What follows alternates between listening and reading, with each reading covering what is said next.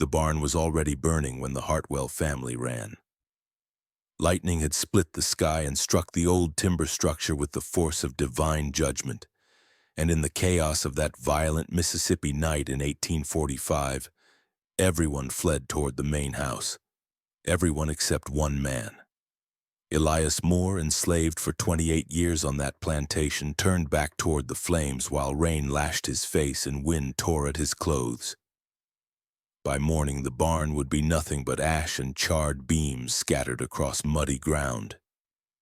But on the stone steps leading to what had been the entrance, a single candle would still be burning, its flame steady and untouched, as if the storm itself had chosen to leave it alone.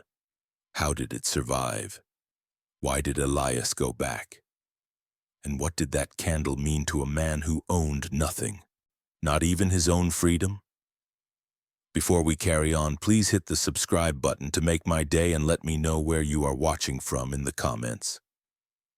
The story begins 3 days before the storm, on a Tuesday morning when the air hung thick and heavy over the Hartwell plantation like wet wool. Elias had been awake since before dawn, as he was every day, moving through the pre-dawn darkness with the quiet efficiency of someone who had learned long ago that drawing attention meant inviting trouble. He was a tall man, lean and strong from years of labor, with hands that bore the calluses and scars of countless tasks. His face carried a thoughtful quality that some of the other enslaved people on the plantation noticed but rarely spoke about. A way of looking at things that suggested he saw more than he let on. The Hartwell plantation sprawled across 300 acres of fertile Mississippi soil just outside Natchez, a city that had grown wealthy on the backs of enslaved labor and the cotton that flowed down the river toward New Orleans. Robert Hartwell owned 52 people, though he never used that word when speaking to visitors from the North. He preferred terms like workers or hands, as if the careful choice of language could soften the brutal reality of what he participated in every day. His wife, Margaret, ran the household with a nervous energy that seemed to increase each year, her hands always moving, always fidgeting with her dress or her hair or whatever object happened to be nearby. Elias worked primarily in and around the main house, a 2-story structure of white-painted wood with tall columns that Robert Hartwell liked to point out to guests as evidence of his refined taste. The barn sat about 200 feet from the main house, a large wooden building where tools were stored, where horses were kept, and where much of the practical work of maintaining the plantation took place. It was Elias's responsibility to keep the lamps filled and burning in the barn at night, a task that Robert Hartwell insisted upon because he had once lost valuable equipment to theft in the darkness years before Elias had arrived at the plantation. On that Tuesday morning, Elias moved through the barn in the gray pre-dawn light, checking each lamp, wiping soot from glass chimneys, measuring oil levels with the practiced eye of someone who had performed the same task hundreds of times. The barn smelled of hay and horses and old wood, familiar scents that had become the backdrop of his daily existence.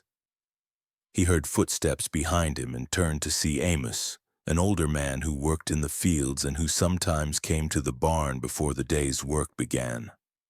Amos was perhaps 60 years old, his hair gone completely white, his back bent from decades of labor that had started when he was 6 years old on a plantation in Virginia. He had been sold south 15 years ago, torn from his wife and children in a transaction that took less than an hour to complete. Amos spoke rarely, but when he did, people listened, because his words carried the weight of hard-earned wisdom. "Storm coming," Amos said, his voice low and gravelly. He stood in the doorway of the barn, looking up at the sky, which was beginning to show streaks of pink and orange in the east. Elias followed his gaze. "Sky doesn't look too troubled yet." "Not yet," Amos agreed. "But it will be. I can feel it in my bones, in my joints. Big storm, maybe 2 days from now. Maybe 3. You watch." Elias nodded. He had learned to trust Amos's predictions about weather, which were more reliable than anything Robert Hartwell got from his fancy barometer or the almanacs he consulted in his study. Amos seemed to have a connection to the natural world that went beyond ordinary observation, as if his body had become a kind of instrument for measuring atmospheric changes. "I'll make sure everything is secured," Elias said. "Thank you for the warning." Amos gave a slight nod and turned to leave, then paused and looked back. "Elias Moore, you be careful when that storm comes. Sometimes a storm brings more than just wind and rain. Sometimes it brings change, and change can be dangerous for folks like us." The words hung in the air between them, cryptic and weighted with meaning that Elias didn't fully understand. Before he could ask what Amos meant, the older man had already walked away, his bent figure disappearing into the growing light of morning. The day proceeded as most days did on the Hartwell plantation, with work beginning at first light and continuing until darkness made further labor impossible. Elias moved between the main house and the barn, attending to various tasks that Robert Hartwell assigned to him. He polished silver in the dining room, swept the front porch, carried water from the well, and made sure the lamps were ready for the evening. Margaret Hartwell fluttered through the house in a state of agitation because guests were expected that weekend. Important people from New Orleans whose good opinion mattered greatly to the Hartwells' social standing. "Everything must be perfect," Margaret kept saying, her hands twisting a handkerchief until Elias thought it might tear. "The Beaumonts are very particular, very refined. They must see that we maintain proper standards here." Elias listened and nodded and went about his work with the same steady competence he brought to everything.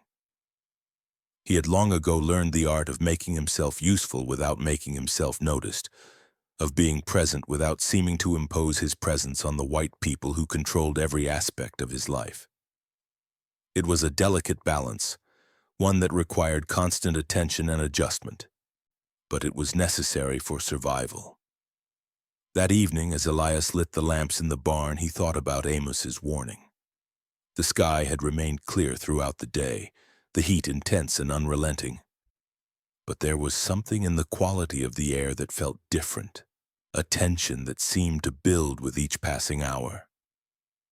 The horses in their stalls moved restlessly, tossing their heads and stamping their feet in a way that suggested they sensed something humans could not yet see. Elias finished with the lamps and stood for a moment in the center of the barn, looking around at the space that had become so familiar to him. Wooden beams overhead, hay bales stacked against the far wall, tools hanging on pegs in neat rows, everything organized according to Robert Hartwell's exacting standards.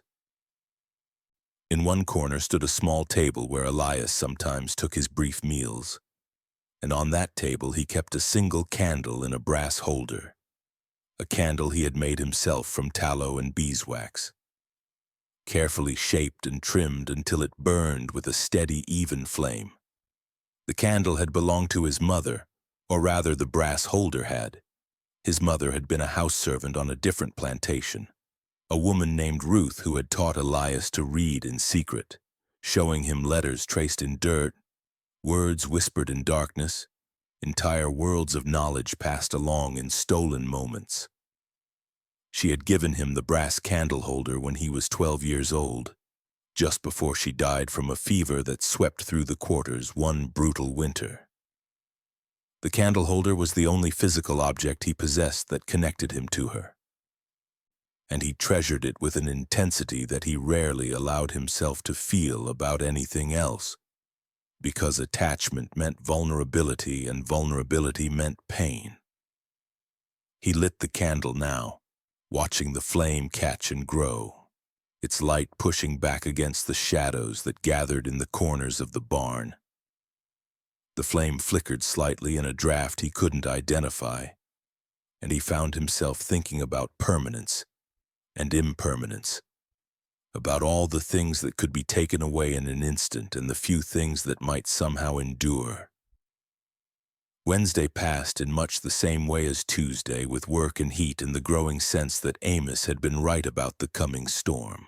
The sky remained clear, but the air grew heavier, more oppressive, until even Margaret Hartwell complained of headaches and spent much of the afternoon lying down with a cool cloth on her forehead. The other enslaved people on the plantation went about their work with a kind of subdued energy, speaking less than usual, as if the approaching weather had stolen their words. Elias saw Amos again that evening briefly as both men finished their day's labor. The older man caught his eye and nodded once, a gesture that confirmed what both of them already knew. The storm was coming soon, perhaps by tomorrow night.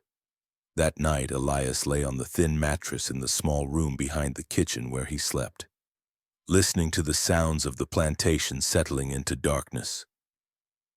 He could hear voices from the quarters where most of the enslaved people lived, songs being sung softly. Conversations he couldn't quite make out. Sleep came slowly, interrupted by dreams of fire and water, of his mother's face and the candlelight that had illuminated her features as she taught him to recognize letters, of storms that washed away everything familiar and left only emptiness behind. Thursday began with clouds on the horizon, dark masses that grew and spread as the morning progressed. Robert Hartwell stood on the front porch of the main house, consulting his barometer and frowning at the reading. He called Elias over and instructed him to make sure all the windows were securely fastened, all the loose items around the property secured or brought inside. "We're in for some weather," Robert Hartwell said, his voice carrying the slightly pompous tone he adopted when stating the obvious. "I want everything properly prepared. The barn especially. Make sure everything in there is secured. We can't afford to lose equipment to wind damage." "Yes, sir," Elias replied and set about the tasks he had been assigned. Margaret Hartwell was in a state of near panic about the guests who were supposed to arrive from New Orleans on Saturday. "The roads will be impossible if this storm is as bad as Robert thinks," she said, wringing her hands. "What will the Beaumonts think if they have to postpone their visit? They'll believe we live in some kind of wilderness, some uncivilized backwater." Elias wanted to point out that the Beaumonts would probably understand that storms were beyond anyone's control, but he remained silent, nodding sympathetically while Margaret continued to fret. His opinion on such matters was not sought and would not be welcomed. By afternoon, the wind had begun to pick up, blowing in gusts that rattled windows and sent leaves skittering across the ground. The sky had turned a peculiar shade of greenish-gray, a color that Elias had seen before and that always preceded violent weather.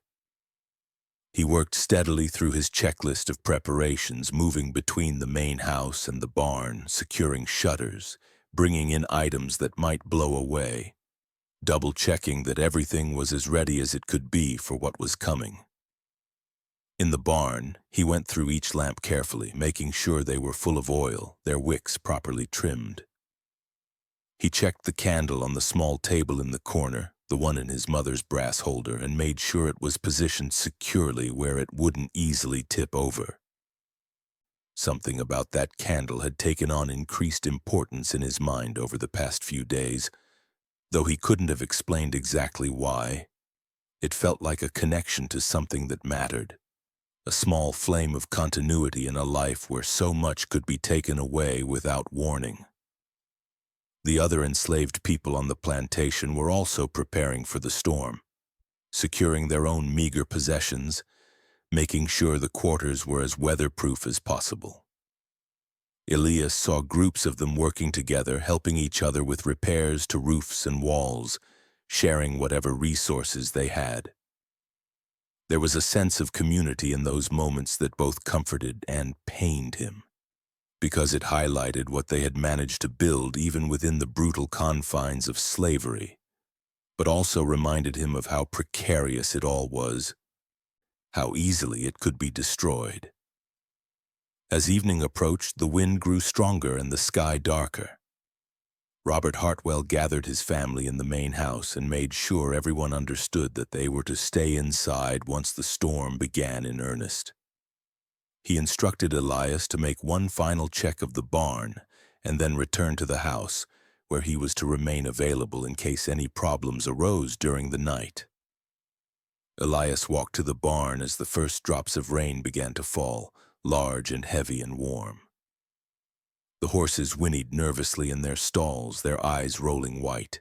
He spoke to them softly, a habit he had developed over the years, finding that his voice seemed to calm them even though he knew they didn't understand his words. He moved through the barn, checking everything one last time, and stopped at the table where his mother's candle sat. On impulse, he lit it, watching the flame catch and steady. The light it cast seemed warmer than the light from the oil lamps, softer somehow, and he found himself standing there longer than he should have, just watching it burn. He thought about his mother, about the lessons she had taught him, about the hope she had tried to instill in him even as she recognized the harsh realities of their situation. She had told him once that light mattered, that even the smallest flame pushed back darkness, and that this was important. This was something worth remembering. Thunder rumbled in the distance, growing closer. Elias reluctantly left the barn and hurried back to the main house as the rain intensified. By the time he reached the kitchen door, he was soaked through, water streaming from his clothes and hair. He dried off as best he could and took up his position in the small room off the kitchen where he waited when the Hartwell family might need something during the evening hours. The storm arrived with full force just after nightfall. Wind howled around the house, strong enough to make the walls creak and the windows rattle in their frames despite being securely fastened. Rain lashed against the building in waves, driven sideways by gusts that seemed to come from every direction at once. Thunder crashed with a violence that made the floor tremble, and lightning illuminated the rooms in stark flashes that left after-images burned into Elias's vision. Robert Hartwell paced through the house, checking windows and doors, his face tight with worry about potential damage to his property. Margaret sat in the parlor with her two daughters, reading Bible verses by lamplight, their voices barely audible over the roar of the storm. The girls were frightened, clinging to their mother, and even Margaret's usual nervous energy had given way to something more like genuine fear. Elias moved through the house at Robert Hartwell's direction, bringing additional lamps, checking for leaks, making sure everything was as secure as possible. The storm continued to intensify, the thunder now almost constant, the lightning so frequent that it seemed to turn night into a series of bright, flickering moments separated by intervals of profound darkness. And then, at around 10 o'clock in the evening, there came a crack of thunder so loud it seemed to shake the entire world, followed immediately by a flash of light so brilliant it was like staring directly into the sun. Elias was in the dining room when it happened, and through the window he saw the lightning strike the barn, saw the bolt connect earth and sky in a column of pure energy that made everything else seem dim by comparison. For a moment there was silence, a pause in which the universe seemed to hold its breath. Then Robert Hartwell shouted from the front hallway, his voice high with panic. "The barn! The barn's been struck! Everyone out! Get out of the house! It might spread!" Chaos erupted. Margaret Hartwell screamed and grabbed her daughters, dragging them toward the door. Robert ran through the rooms, shouting for everyone to evacuate immediately, convinced that the fire would somehow jump from the barn to the main house, even though they were separated by 200 feet of open ground. Elias found himself swept up in the panic, moving with the Hartwell family toward the door. The training of years telling him to follow, to do what was expected, to not question or hesitate. They burst out into the storm, and the rain hit them like a physical force. Elias could see flames already visible in the barn, orange light flickering through the cracks in the wooden walls. The fire seemed to be spreading quickly despite the rain, fed by the dry hay and wood inside. The Hartwell family ran toward the quarters where other enslaved people were emerging from their homes to see what was happening. But as Elias ran, something made him slow, then stop. He stood in the rain, water streaming down his face, and looked back at the burning barn. He thought about his mother's candle, about the brass holder that was the only thing he possessed that connected him to her, about the flame he had lit just hours earlier. It was still in there on that table in the corner, and the thought of losing it, of losing that last physical link to the woman who had given him life and taught him to read and tried to give him hope, was suddenly unbearable. Robert Hartwell was shouting something at him, words lost in the wind and rain and thunder, but Elias wasn't listening anymore. He turned and ran back toward the barn, ignoring the cries behind him, focused only on reaching that candle before the fire consumed everything. The heat hit him before he reached the entrance, a wave of furnace-hot air that made him gasp. Smoke poured from the doorway, thick and black and choking. Elias pulled his wet shirt up over his nose and mouth and plunged inside, immediately dropping to a crouch where the air was slightly clearer. The interior of the barn was a nightmare of flame and smoke, the fire having spread with terrifying speed across the hay bales and up the wooden support beams. The horses were gone, having broken through their stalls and fled into the storm, and he could hear the structure groaning and cracking as the fire weakened it. He couldn't see more than a few feet in front of him, but he knew this barn, knew its layout from years of daily work. He moved toward where the table should be, crawling now, his lungs burning from the smoke, his eyes streaming tears. The heat was intense, scorching his skin, and he knew he had only moments before the barn collapsed or he was overcome by the smoke. His hand found the table leg, then swept across the surface, searching desperately. For a terrible moment he thought the candle was gone, knocked over or already consumed by the flames, but then his fingers closed around the brass holder and he felt the solid weight of it in his hand. The candle was still there, and incredibly, impossibly, it was still lit, the flame burning steadily even in this hellish environment. Elias clutched the candle holder to his chest and turned back toward the entrance. A burning beam fell behind him, crashing to the floor in an explosion of sparks and embers. He crawled faster, desperate now, his lungs screaming for clean air. The floor beneath him was hot, almost too hot to touch, and he could feel his clothes beginning to singe. Another few seconds and he would be trapped, burned alive in this collapsing inferno. He burst through the doorway and fell to the muddy ground outside, gasping and coughing, still holding the candle holder. The rain felt like a benediction, cool and clean after the terrible heat of the barn. He rolled away from the entrance just as another section of the roof collapsed inward, sending up a plume of sparks that were immediately beaten down by the rain. Hands grabbed him, pulling him further from the burning building. He looked up through streaming eyes and saw Amos, the old man's face creased with concern and something else, something that might have been understanding. Other people were there too, enslaved people from the quarters, all of them soaked and windblown, but somehow having come out into the storm to help. "What were you thinking, boy?" Amos shouted over the wind. "Going back in there like that, you could have died." Elias couldn't speak yet, his lungs still struggling to process air that wasn't filled with smoke. He held up the candle holder, showing Amos what he had risked his life to save. The old man looked at it, looked at Elias, and something shifted in his expression. He nodded slowly, as if this explained something important, as if he understood more than Elias had said. The Hartwell family had taken shelter in one of the larger cabins in the quarters, their fear of the fire having temporarily overridden their usual separation from the enslaved people who lived there. Robert Hartwell was furious when he saw Elias, shouting about disobedience and stupidity, demanding to know what could possibly be worth risking a valuable piece of property, which was how he thought of Elias, as property that had a dollar value attached to it. But Margaret surprised everyone by stepping between her husband and Elias, her face pale but her voice steady. "Robert, stop. He's back safely, that's what matters. The barn is already lost. Shouting won't change that." Robert sputtered and protested, but Margaret's intervention had taken some of the wind from his anger.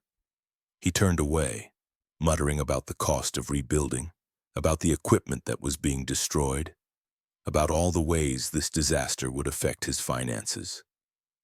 Elias sat against the wall of the cabin, still holding his mother's candle holder, and noticed something remarkable. The candle was still burning. It had somehow survived his run through the inferno, survived being pressed against his chest as he crawled through smoke and flames, survived the wind and rain of the storm outside. The flame flickered but did not go out, steady and persistent, as if protected by something beyond natural law. Amos sat down next to him, moving slowly because of his old bones. The two men watched the barn burn, the flames visible through the open door of the cabin, their light painting everything in shades of orange and red. The storm continued to rage, but its intensity seemed to be diminishing slightly, the worst of its fury having been spent. "Your mother's?" Amos asked, gesturing to the candle holder. Elias nodded, not trusting himself to speak. "She teach you to read?" Elias looked at the old man in surprise. He had never told anyone about the reading lessons, knowing how dangerous it was for enslaved people to be literate. Literacy meant access to information, to ideas, to the wider world beyond the plantation, and that was something white slaveholders feared and prohibited. "How did you know?"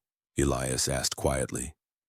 "I've seen you looking at the newspapers Robert Hartwell leaves lying around, seen the way your eyes move across the words. I can't read myself, never learned, but I recognize the look of someone who can." Amos paused, then added, "Your secret's safe with me, boy. I'd never tell." They sat in silence for a while, watching the barn burn. The rain continued to fall, though not as heavily now, and the fire was beginning to lose its battle against the water.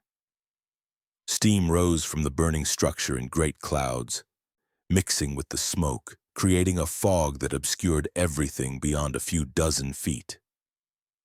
"That candle shouldn't still be burning," Amos said eventually. "No natural way it could have survived what you went through. But there it is, flame steady as can be. You think about what that might mean?" Elias looked down at the candle in his hands.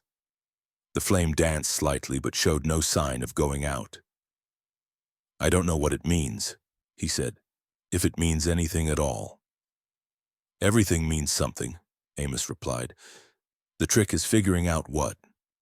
My grandmother, back before she was brought over from Africa, she used to say that fire was alive, that it had memory and will. She said some fires were sacred, that they carried messages from ancestors, from spirits, from the deep places where truth lives." "Do you believe that?" Elias asked. Amos was quiet for a long moment, his eyes distant, looking at something Elias couldn't see. "I believe there's more to this world than what we can touch and measure. I believe your mother loved you enough to teach you something dangerous, something that could get you killed, because she thought knowledge was worth the risk. I believe you loved her enough to run into a burning building to save the last thing you had that connected you to her. And I believe that candle is still burning for a reason, even if neither of us knows what that reason is yet." The night wore on. The storm gradually diminished, the thunder moving away to the east, the rain settling into a steady drizzle.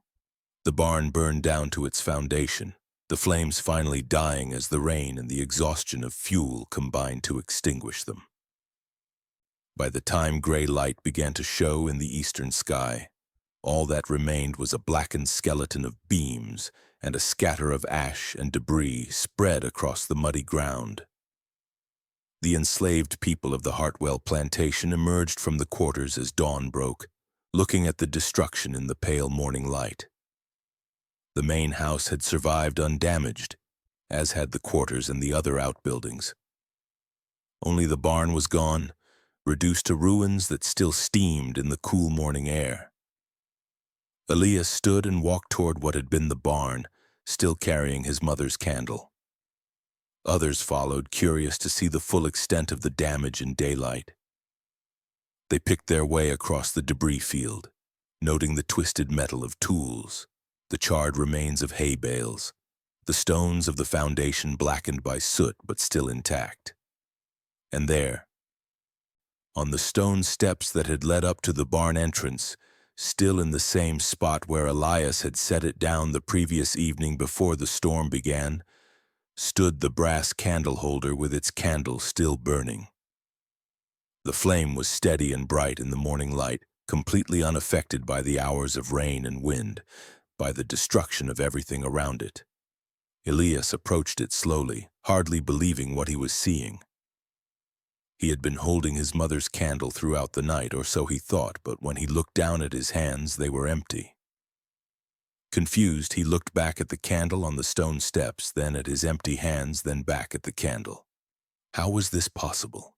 He had carried it with him, held it close, protected it through the storm. Hadn't he? Amos came up beside him, his face creased in wonder. "Did you put it there this morning?" he asked. "No," Elias said, his voice barely above a whisper. "I thought I had it with me all night. But there it is, right where I left it before the storm, and it's still burning." Word spread quickly through the small crowd of people gathered around the ruins. Everyone came to look at the candle that had somehow survived the storm, survived the fire that had destroyed everything around it, survived the rain and wind that should have extinguished it 100 times over. People whispered and pointed, their faces showing a mixture of awe and fear, as if they were witnessing something beyond normal understanding. Robert Hartwell came striding over, his boots squelching in the mud, his face red with exertion and lingering anger from the previous night. "What's all this commotion?" he demanded. "We have work to do, this mess to clean up. Stop standing around gawking." But even Robert Hartwell fell silent when he saw the candle. He stared at it, his mouth opening and closing without words, his face going from red to pale in the space of a heartbeat. Margaret was behind him, holding her daughter's hands, and when she saw the candle, her eyes went wide. "It's a miracle," Margaret whispered. "It must be a sign from God." Robert made a dismissive sound, but it lacked conviction. He circled around the candle, examining it from all sides as if trying to find some rational explanation for what he was seeing.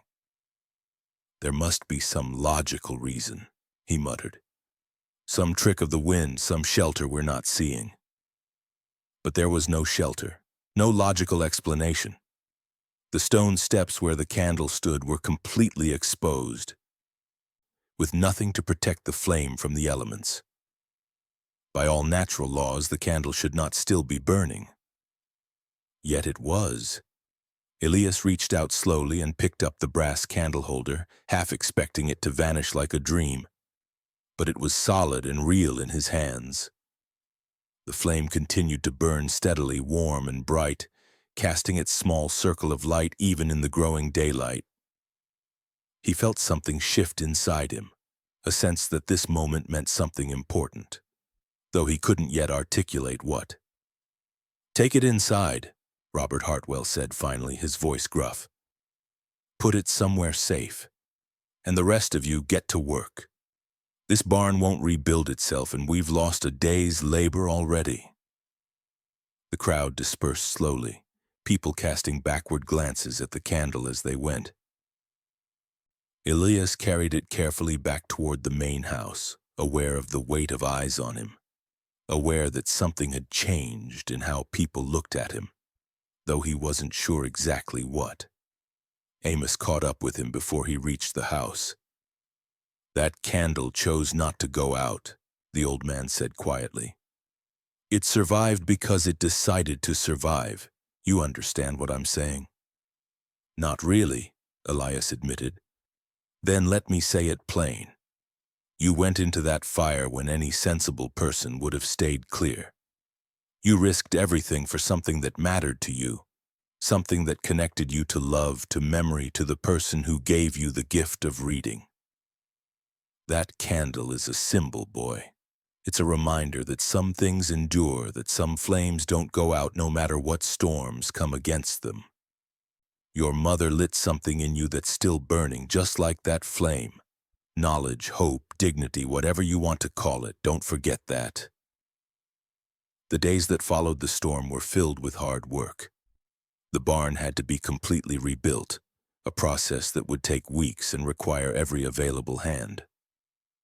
Robert Hartwell was in a foul mood throughout, complaining about the cost, about the delay to his plans, about the disruption to the plantation's routine. The guests from New Orleans had postponed their visit indefinitely, which only added to his irritation. But among the enslaved people of the plantation, something had shifted. The story of the candle spread beyond the boundaries of the Hartwell property, carried by people who traveled to neighboring plantations, shared in whispered conversations at the rare gatherings that enslaved people were permitted to attend. It became a legend, embellished and reshaped with each telling, transformed into a story about persistence, about survival, about a light that refused to be extinguished. Elias kept the candle in his small room behind the kitchen, lighting it each evening and watching its flame push back against the darkness. He thought often about what Amos had said, about fires that had memory and will, about flames that carried messages from places deeper than ordinary understanding. He didn't know if he believed in miracles or signs from God or messages from ancestors, but he knew that the candle meant something to him, something important. Weeks passed, then months. The barn was rebuilt, larger and sturdier than before, with stone foundations that Robert Hartwell insisted would prevent future fire damage. Life on the plantation returned to its normal rhythms of work and exhaustion, of days blending into one another with little to distinguish them.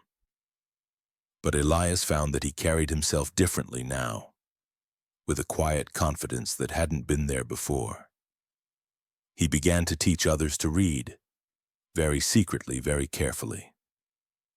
It started with a young woman named Clara who worked in the fields and who came to him one evening asking if the rumors were true, if he really could read. He was cautious at first, afraid of the consequences, but she was persistent, and eventually he agreed to show her some letters to explain how they combined to form words. Others followed. A boy of 12 named Joseph who was quick and clever and desperately hungry for knowledge.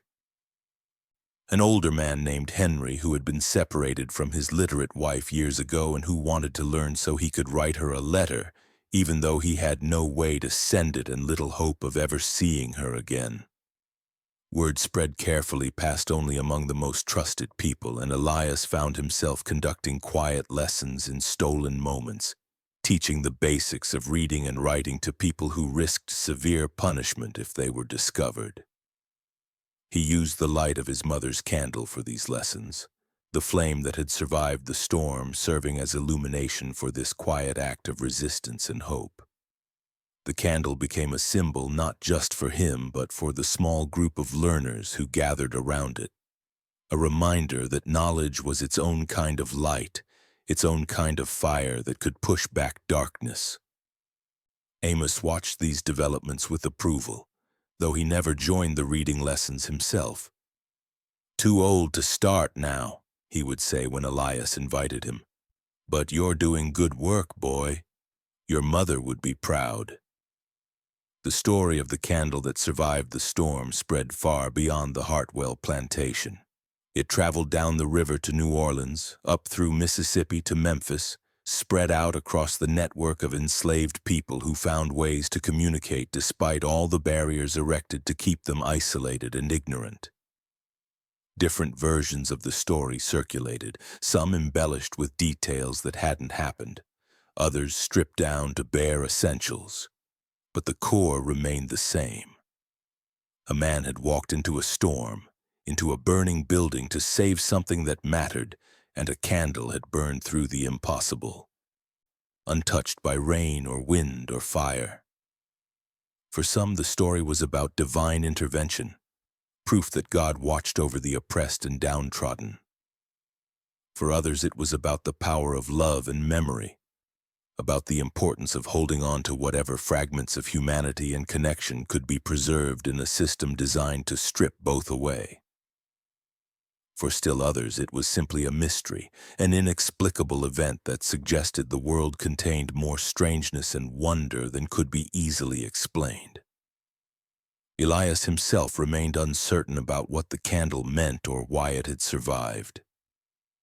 He knew what he had experienced that night, knew that he had crawled through fire and smoke with the brass candle holder pressed to his chest, knew that he had brought it out of the burning barn. Yet he also knew that when dawn came, the candle had been sitting on the stone steps exactly where he had left it hours earlier, its flame untouched. Both things seemed to be true simultaneously, which shouldn't have been possible but somehow was. Late at night, when he was alone in his small room with only the candle for company, he sometimes talked to his mother, speaking quietly to her memory, telling her about the reading lessons, about the people he was teaching, about the small acts of resistance and hope that took place in the shadows of the plantation. He liked to imagine that she could somehow hear him, that the candle's flame was a kind of bridge between the world of the living and whatever lay beyond. Time moved forward, seasons changed, cotton was planted and harvested, years accumulated. Elias turned 30, then 35. The reading lessons continued, expanding slowly and carefully, a network of literacy spreading like roots beneath the surface of the plantation system. Clara learned to write her name, then simple sentences, then eventually full letters that she composed in her head and practiced on scraps of paper that had to be immediately destroyed to avoid discovery. Joseph became skilled enough that he could read the newspapers that Robert Hartwell left lying around, gathering information about the wider world, about the debates over slavery that were growing more heated with each passing year. The candle that had survived the storm remained Elias's most precious possession. He carefully rationed its use, knowing that eventually the wax would be consumed and the flame would go out. But even as the candle burned down, growing shorter with each lighting, it seemed to burn more slowly than normal candles, as if it too was determined to last as long as possible. In 1850, 5 years after the storm, news reached the plantation that the compromise of that year had been passed by Congress, a complicated piece of legislation that attempted to balance the interests of slave states and free states. The details were complex, but one aspect was clear. The Fugitive Slave Act had been strengthened, making it easier for slaveholders to reclaim people who had escaped to the north, turning even free states into dangerous territory for those seeking freedom. The news brought a wave of despair to the enslaved people on the Hartwell plantation. Those who had harbored hopes of eventually escaping north, of finding freedom somewhere beyond the reach of their oppressors, now faced the reality that there was no safe haven, no place where they could truly be free of pursuit. Elias watched the impact of this news on his community, saw the light dim in eyes that had previously held some spark of hope. But he also saw resistance, saw people deciding that if the law was against them, then the law itself was unjust and should be opposed. The reading lessons took on new urgency, new purpose. Knowledge became a weapon, literacy a tool for understanding the forces arrayed against them and potentially finding ways to resist or undermine those forces. Amos died that winter, his old body finally giving out after decades of hard labor. He died in his sleep, peacefully by all accounts, and Elias felt the loss deeply.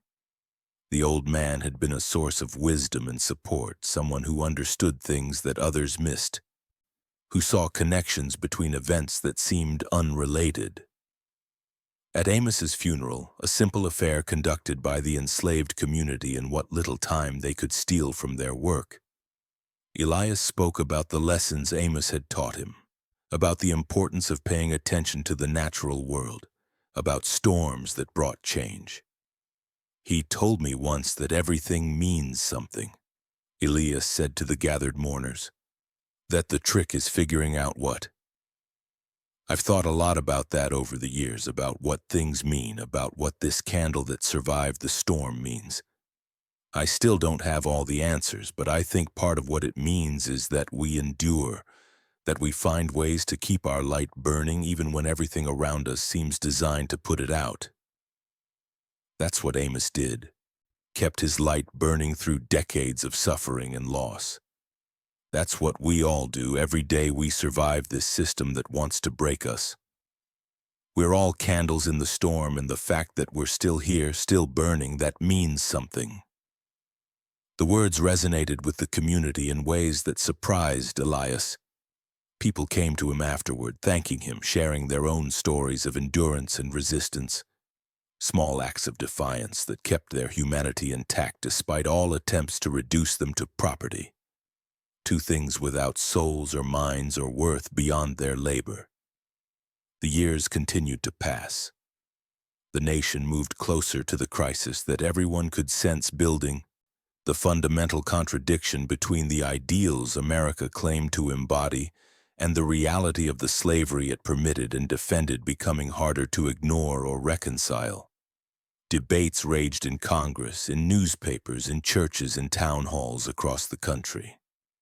Violence erupted in Kansas as pro-slavery and anti-slavery forces fought for control of that territory. A senator was beaten nearly to death on the Senate floor by a representative from South Carolina, an act that shocked some but was celebrated by others as appropriate response to perceived insult to Southern honor. On the Hartwell plantation, life continued with its outward appearance of routine, but beneath the surface things were changing. The network of literate enslaved people continued to grow, and with literacy came access to information about the debates raging across the nation, about the possibility that the whole system might eventually collapse under the weight of its own contradictions. Hope began to grow again, cautious and fragile but real. The hope that perhaps the future might be different from the past.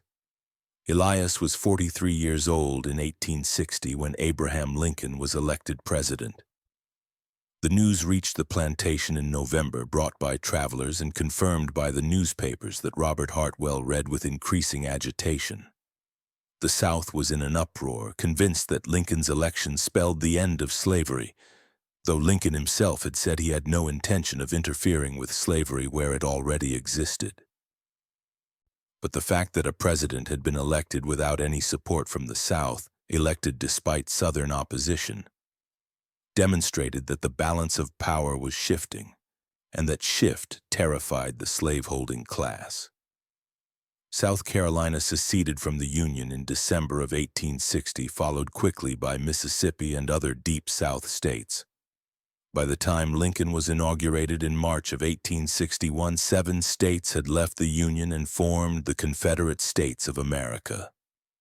The nation was fracturing, splitting apart along the fault line of slavery that had been present since the founding. War came in April when Confederate forces fired on Fort Sumter in Charleston Harbor. The news sent shockwaves through the country and through the enslaved community on the Hartwell plantation. War meant chaos, meant disruption of the normal order, meant possibilities that hadn't existed before. But it also meant danger, meant that the white population would be even more fearful and suspicious, more likely to lash out at any perceived threat. Robert Hartwell became increasingly paranoid, convinced that the enslaved people on his plantation were planning some kind of revolt or escape. He implemented new restrictions, new rules, hired overseers who were known for their brutality. The atmosphere on the plantation grew tense, charged with fear and anger and the sense that something fundamental was breaking down. Elias kept his head down, continued his work, continued the reading lessons even though they were more dangerous than ever. The candle that had survived the storm, 1861, was nearly burned down to nothing. Just a small stub of wax in the brass holder, but it still burned when he lit it. still provided light for the lessons that had become acts of quiet rebellion. The war dragged on, year after bloody year. News filtered back to the plantation about battles fought in Virginia and Tennessee and elsewhere, about casualties that numbered in the thousands, about a conflict that was consuming the nation. Union armies advanced into the South, slowly, expensively, buying ground with blood and time. And then, in January of 1863, came news that changed everything. Lincoln had issued the Emancipation Proclamation, declaring that all enslaved people in the rebel states were henceforth and forever free. The reality was more complicated than the simple announcement suggested. Freedom only came where Union armies could enforce it, and the war still had years to run. But the principle had been established, the commitment made. If the Union won the war, slavery would end. The news brought wild hope to the enslaved people on the Hartwell plantation, hope mixed with caution because they knew that proclamations meant little without the power to enforce them, and Union armies were still far away. But it was something, a promise of a different future, and that was more than they had dared hope for in previous years. Robert Hartwell raged about the proclamation, called it an outrage and an attack on property rights, swore that the South would never surrender, would fight to the last man rather than give up their way of life. But beneath his bluster, Elias could see fear, the recognition that the world was changing in ways that could not be stopped or reversed. The war continued. In 1864, Union General Ulysses Grant began his grinding campaign against the Confederate armies in Virginia, suffering terrible casualties but always moving forward, refusing to retreat. In the West, General William Sherman began his march through Georgia, cutting a path of destruction intended to break the South's will to continue fighting. On the Hartwell plantation, work continued but with an undercurrent of anticipation, a sense that the old order was collapsing and that something new was emerging from the wreckage.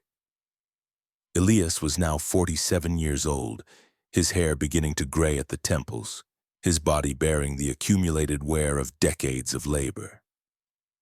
But he felt more alive than he had in years, felt that he might live to see the end of the system that had held him in bondage his entire life. The candle that had survived the storm was almost gone now, burned down until only the smallest bit of wax remained. Elias lit it carefully, rarely knowing that soon it would be used up entirely. But even as it diminished, it continued to burn with that same steady flame, as if determined to last just a little longer, to see what came next. In April of 1865, word reached the plantation that Robert E. Lee had surrendered to Grant at Appomattox, effectively ending the war. The Confederacy was defeated, the Union preserved, and slavery was finished. The news was almost too large to comprehend, too momentous to immediately grasp. Freedom, after generations of bondage, after centuries of oppression, was actually possible, actually real. Robert Hartwell locked himself in his study for 3 days after the news arrived, refusing to speak to anyone. Margaret wandered through the house like a ghost, unable to comprehend the collapse of everything she had known. Their daughters, now grown women themselves, seemed more relieved than devastated, as if some burden they hadn't known they were carrying had been lifted. The enslaved people on the plantation, now legally free, though still uncertain what that freedom meant in practical terms, gathered in the quarters to celebrate, to mourn their dead, to try to imagine what came next. Some talked of leaving immediately, of going to cities or heading north or trying to find family members who had been sold away years before. Others were more cautious, knowing they had no money, no resources, nowhere to go where they would necessarily be welcome. Elias stood before the community that evening, holding the brass candle holder with its tiny stub of remaining wax. He lit the candle one last time, and everyone gathered around to see the flame that had survived the storm 20 years earlier. The flame that had provided light for so many reading lessons, that had become a symbol of endurance and hope. "I don't know what happens next," Elias said, his voice steady and clear. "I don't know what freedom looks like, or how we build it, or what obstacles we'll face, but I know that we've survived things that should have broken us. We've kept our lights burning through storms that should have put them out. This candle survived when it had no right to survive, and we've survived when we had no right to survive. That means something. That means we have strength we didn't know we had. Means we're capable of more than we've been allowed to show." He paused, looking around at the faces illuminated by the candlelight, seeing hope and fear and determination all mixed together. "My mother taught me to read in secret, taught me that knowledge was worth the risk. I've tried to pass that gift along to others, and now we're going to need that knowledge more than ever. Freedom means responsibility, means having to make our own way in a world that still doesn't want us to succeed. But we can do it. We're going to do it. And this light that's been burning for 20 years, it's going to keep burning inside us, inside our children, inside everyone who carries forward the memory of what we've endured and overcome." As if in response to his words, the candle flared brighter for a moment, the flame growing strong and steady. And then gently, peacefully it went out. The wax was finally consumed, burned away after 2 decades of providing light. But the darkness that followed didn't seem heavy or oppressive. Instead, it felt like a pause, a breath between one chapter ending and another beginning. Someone began to sing, a voice rising in the darkness, and others joined in, harmonies weaving together, sound filling the space where the candlelight had been. Elias stood holding the empty brass candle holder, feeling the warmth of the metal that had held the flame, and thought about his mother, about all the people who had come before him, about the long chain of survival and resistance that stretched back through generations. The future was uncertain, filled with challenges they couldn't yet imagine. But they were free, and that freedom had been purchased with blood and suffering and the determination of millions of people who refused to let their lights be extinguished. The candle that survived the storm had finally gone out, but the light it represented, the hope it symbolized, the memory it preserved, all of that would continue. The barn that burned in 1845 was long gone, replaced by a newer structure that served the same practical purposes. But the stone steps remained, weathered and worn, but still solid, still marking the spot where an impossible candle had burned through an impossible storm. And on those steps, Elias placed the brass candle holder, his mother's last gift to him, setting it there as a marker, a memorial, a reminder. In the years that followed, as Reconstruction transformed the South and former enslaved people began the difficult work of building lives in freedom, people would sometimes visit those stone steps and see the brass candle holder sitting there. They would remember the story of the candle that survived the storm, the flame that refused to be extinguished.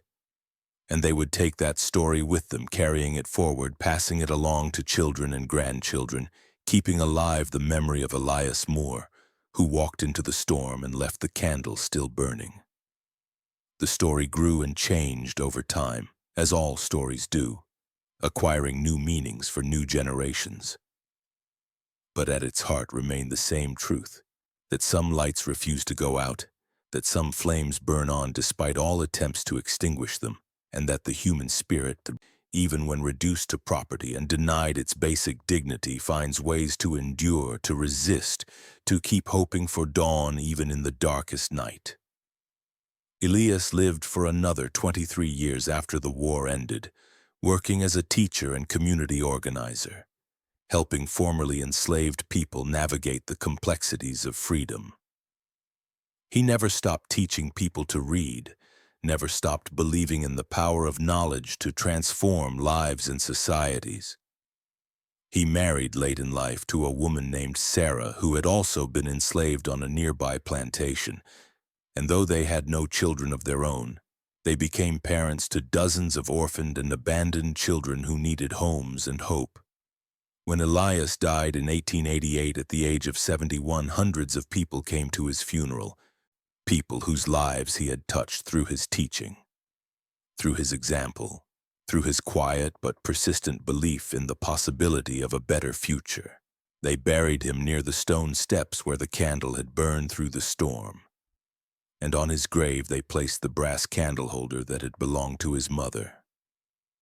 And sometimes, on stormy nights when the wind blows hard and the rain falls heavy, people who pass by that spot swear they can see a light burning on those stone steps, a candle flame that flickers but never quite goes out, a reminder that some fires continue to burn long after their physical fuel has been consumed, that some lights shine on in memory and story and the lives of people who refuse to let hope die. The story of Elias Moore and the candle that survived the storm became part of the larger narrative of survival and resistance that African Americans carried forward through Reconstruction, through Jim Crow, through the long struggle for civil rights that continues even today. It became a story told in churches and schools, a story that reminded people of their strength, of the resilience of their ancestors, of the light that had been kept burning through centuries of darkness and that would continue to burn as long as someone remembered to tell the story, to pass it along, to keep the flame alive. And in that way, the candle that should have gone out in 1845, that should have been extinguished by rain or wind or the flames that consumed the barn around it, that candle is still burning, its light still visible to those who know how to look for it, still providing illumination for people who walk through their own storms and need to believe that some lights cannot be put out, that some flames endure beyond all reason or explanation, that hope persists even when everything suggests it should have been abandoned long ago. The brass candle holder sits on a stone step that is weathered and worn but still solid, still present, still marking a moment when the impossible happened, and a flame refused to die. And whether that moment was miracle or mystery, whether it was divine intervention or some strange confluence of natural forces that science cannot fully explain, whether it happened exactly as the story says or has been embellished and reshaped by generations of telling, none of that matters as much as what the story means, what it represents, what it continues to offer to people who need to believe that their own lights, however small, however battered by circumstance, can continue to burn. Elias of Natchez walked into the storm and left the candle still burning, and in doing so he left something more important than any physical flame.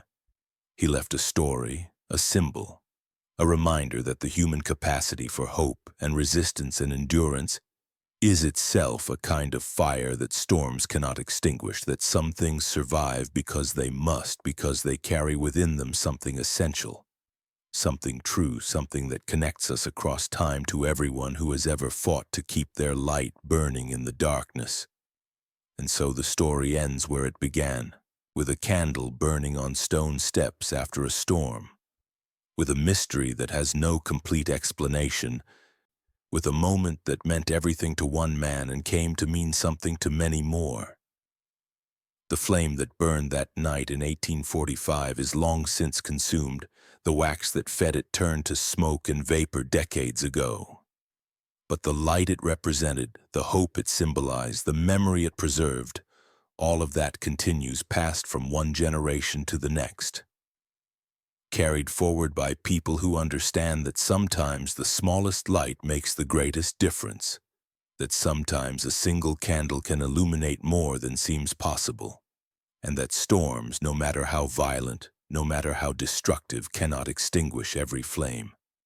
The story lives on, and in living on it keeps burning, a light in the darkness, a reminder of what endures, a testament to the strength of people who refuse to let their spirits be broken, their hope extinguished, their humanity denied. That is the legacy of Elias Moore, slave who walked into the storm and left the candle still burning, whose memory burns on in every person who hears his story and chooses to keep their own light alive, to pass it forward, to believe that dawn will come even when the night seems endless.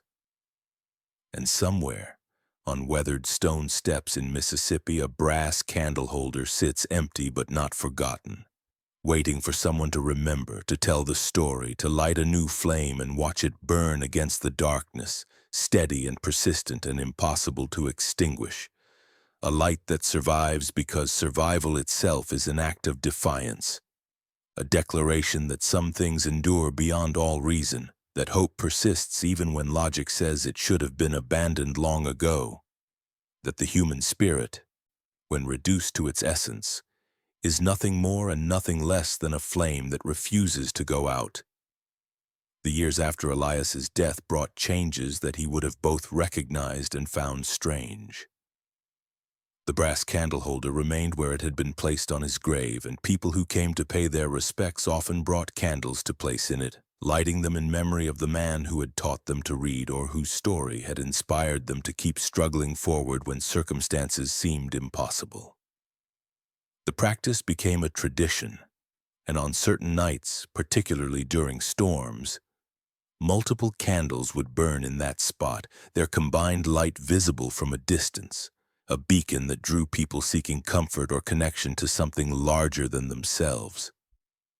Sarah, Elias's widow, lived another 15 years after his passing, continuing the work they had built together. She was a remarkable woman in her own right, someone who had survived the particular horrors that enslaved women faced and emerged with her dignity intact, and her determination to create a better world undiminished. She had been separated from her own children during slavery, sold to different owners when they were still young, and she carried that wound with her always, a grief that never fully healed but that she transformed into fierce dedication to helping other people's children. The school that Elias and Sarah had founded together continued to operate, expanding from the single room where it had begun to a proper building with multiple classrooms and several teachers.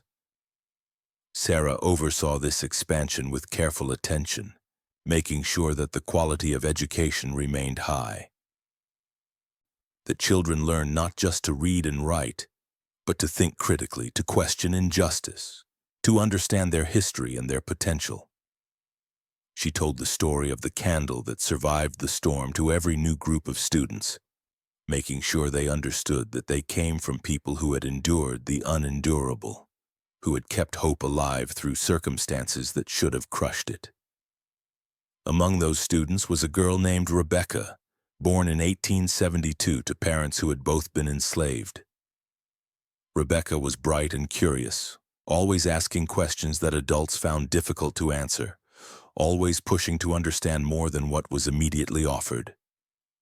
She became fascinated by the story of Elias and the candle, pestering Sarah with questions about details and meanings until the older woman finally said, "Child, some mysteries don't have answers that can be spoken. You have to feel them, have to let them live inside you and show you what they mean in their own time." Rebecca took this advice seriously, spending hours sitting by Elias's grave, studying the brass candle holder, trying to understand what it meant that a candle had burned through conditions that should have extinguished it. She brought her own questions to that quiet place, questions about identity and belonging, about what it meant to be young and black and female in a South that was rapidly retreating from the promises of Reconstruction, reimposing white supremacy through violence and legal manipulation. The 1890s brought the systematic disenfranchisement of black voters across the South, the implementation of Jim Crow laws that mandated segregation and inequality, the rise of lynching as a tool of terror and control.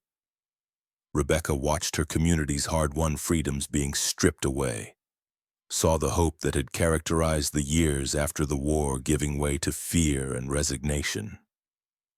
She struggled to understand how people who had survived slavery could now seem so powerless against this new form of oppression. Sarah, now in her 70s and feeling the weight of her years, tried to help Rebecca understand. "Freedom was never going to be given to us complete and permanent," she said one evening as they sat together near the brass candle holder. "It's something we have to fight for continuously, every day, in ways large and small." What Elias understood, what that candle represents, is persistence. The flame didn't burn bright and then go out in a spectacular display. It just kept burning, steady and quiet and refusing to be extinguished. That's what we have to do. Keep burning, keep pushing forward, even when progress seems impossible.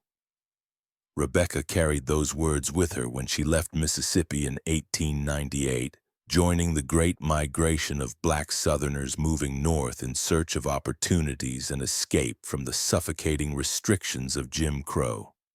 She settled in Chicago, found work, eventually became a teacher herself, and always kept a candle burning in her window, a habit that puzzled her neighbors until she explained the story of Elias of Natchez and the flame that survived the storm. The story traveled with Rebecca and with thousands of others who left the South carrying their histories and their hopes with them. It was told in northern cities, in churches and community centers, in homes where people gathered to share food and stories and strategies for survival in urban environments that were often hostile despite their promises of freedom. The details shifted with each telling, adapted to new contexts and new audiences, but the core remained constant. A man had risked everything for something that mattered, and a candle had burned when all natural law said it should have been extinguished. Back in Mississippi, Sarah died in 1903 at the age of 79. She was buried next to Elias, and on her grave marker were engraved the words, "She kept the light burning." The school they had founded continued to operate, staffed by people who had been their students, who carried forward the commitment to education and dignity and resistance that had animated both Elias and Sarah's work. The brass candle holder remained on the stone steps, now watched over by a committee of community members who considered it their responsibility to maintain the site and preserve its meaning for future generations. They collected the stories people told about Elias, writing them down in careful script, creating an archive of memory that documented not just the facts of his life, but the impact he had on people he never met, people who were inspired by his example decades after his death. One of these caretakers was a man named Josiah, born in 1885 to parents who had never been enslaved, but who carried the memory of slavery like a scar. Josiah was skeptical by nature, inclined to question claims that seemed too extraordinary to be true. He didn't believe in miracles or divine intervention, preferred explanations rooted in observable reality. But he was fascinated by the story of the candle, by the way it had taken hold of people's imaginations, by its power to inspire and comfort across generations. Josiah began researching the events of 1845, interviewing old people who had known Elias personally, examining what records existed from that time, trying to piece together what actually happened that stormy night. The more he investigated, the more complex the story became. Some people insisted they had seen the candle burning on the stone steps at dawn, untouched by rain.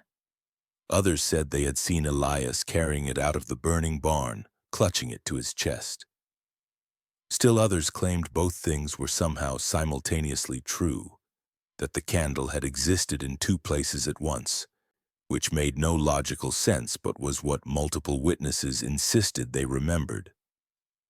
Josiah compiled his findings into a detailed account, trying to separate verified facts from embellishments, trying to understand the historical Elias separate from the legendary figure he had become. But the more he wrote, the more he realized that the distinction between history and legend wasn't as clear as he had assumed. The legend had shaped history, had influenced how people understood themselves and their possibilities.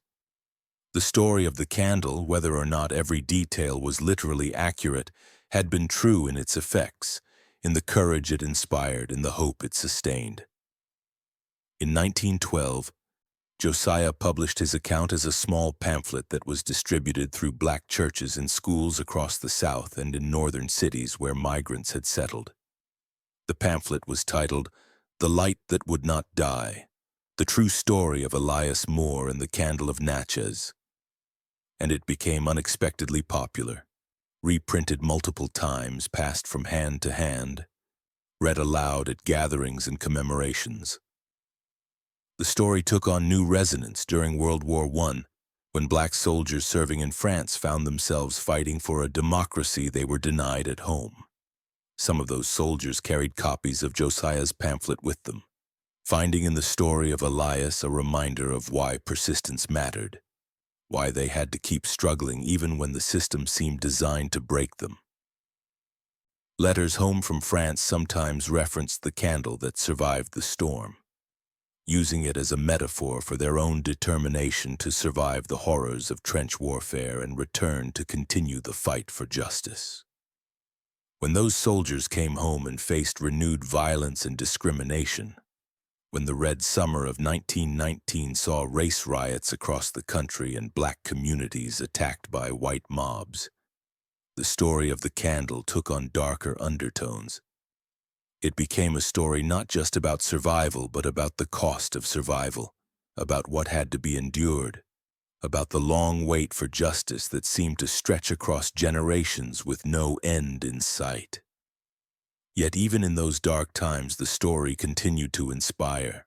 A young woman named Dorothy, living in Harlem during the Renaissance that bloomed there in the 1920s, wrote a poem about the candle that was published in a literary magazine and widely circulated.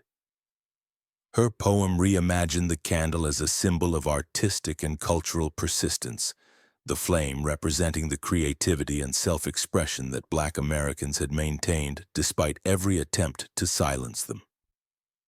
The brass candle holder itself remained in Mississippi, tended by successive generations of caretakers. During the Depression years of the 1930s, when poverty gripped the entire nation but fell with particular weight on black communities in the South, people would sometimes make pilgrimages to the site, walking miles to see the place where the miracle had occurred, to light a candle in the brass holder, to pray for relief from their suffering, or simply to connect with a history that reminded them they came from people who had survived worse. An anthropologist visiting from a northern university in 1936 documented the practices that had grown up around the site. He noted that people would often leave small offerings, coins, flowers, written prayers, photographs of loved ones. He observed that the site functioned as a kind of shrine, a sacred space where the boundaries between past and present, between the living and the dead, between the possible and the impossible seemed thinner than elsewhere. He tried to analyze these practices through the lens of his academic training, but his writing struggled to capture the emotional and spiritual reality of what he witnessed. The Second World War brought new migrations, new dispersals, new contexts for the old story. Black soldiers serving in Europe and the Pacific carried the story with them, adapted it to their circumstances, found in it whatever meaning they needed to keep going. A bomber pilot named Marcus, flying missions over Germany, kept a small candle in his footlocker, lighting it before each mission and thinking about the flame that had survived the storm a century earlier. He survived 30 missions and credited his survival to the blessing of that candle, though he knew logically that luck and skill were more likely explanations. After the war, as the civil rights movement began to gather momentum, the story of Elias and the candle took on new significance. It became a story explicitly about resistance, about the long history of Black Americans refusing to accept oppression, about the continuity of struggle across generations. When Rosa Parks refused to give up her seat on a bus in Montgomery in 1955, Some people drew connections to Elias, refusing to let the storm extinguish what mattered to him. When students staged sit-ins at segregated lunch counters, when freedom riders challenged segregation in interstate travel, when marchers faced police violence in Selma, the story of the candle that survived the storm was invoked as a reminder that resistance had deep roots, that current struggles were part of a longer history. Martin Luther King Jr., visiting Mississippi in 1962, stopped at the site where the brass candle holder sat on its stone steps. He stood there quietly for several minutes, then spoke to the small crowd that had gathered. "This candle," he said, "represents something profound about our struggle. It survived because it had to survive, because the alternative was allowing darkness to win completely. We are all candles in the storm of injustice, and our job is to keep burning, to keep pushing back against the darkness, to refuse to be extinguished. That is what our ancestors did, and that is what we must continue to do." The Civil Rights Act of 1964 and the Voting Rights Act of 1965 marked major victories in the long struggle, but they were not endpoints. The work continued. The flame had to be tended. The light had to be kept burning through new challenges and obstacles. The story of Elias adapted to each new generation, providing what each needed, sometimes hope, sometimes inspiration, sometimes simply the comfort of knowing that survival was possible, that others had endured and overcome circumstances that seemed impossible. By the end of the 20th century, the site where the brass candle holder sat had been officially designated as a historical landmark. A small museum had been built nearby, documenting Elias's life and the lives of other formerly enslaved people from the region. School groups visited regularly, learning about slavery and Reconstruction and the long struggle for civil rights. The brass candle holder itself was now kept in a climate-controlled case for preservation, with a replica on the stone steps where people could still light candles. Some worried that this formalization, this transformation of a living tradition into a historical site, had stripped away some of the story's power. But others argued that preservation was necessary, that future generations needed to be able to access this history, that the story of the candle that survived the storm was too important to be lost to time and forgetting. And so the story continues, passed from one generation to the next, adapted and reshaped but never abandoned. The brass candle holder that belonged to Elias's mother, that survived the storm of 1845, that held the flame for Elias's reading lessons, that marked his grave and became a symbol of persistence and hope, remains, a physical object connecting present to past, a reminder that history is not distant and abstract but immediate and personal, lived and felt and carried forward by people who choose to remember.